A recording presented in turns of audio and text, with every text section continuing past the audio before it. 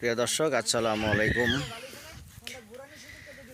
আমি এই মুহূর্তে এখন রয়েছি নেত্রকোনা জেলা হাটপাড়া থানা নারায়ণপুর গ্রামে। গ্রামের দৃশ্যগুলো এত সুন্দর, অমায়িক সুন্দর, চারিদিকে সবুজ ঘেরা।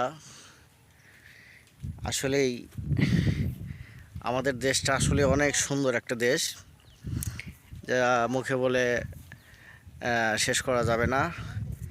পাশ দিয়ে এখনও নদী বয়ে যাচ্ছে, খরস্রোতা নদী, প্রচুর স্রোত আছে। অনেক সুন্দর জায়গা। আসলে আমাদের দেশ বাংলাদেশ যে এত একটা সুন্দর, এটা বলার অপেক্ষা রাখে না।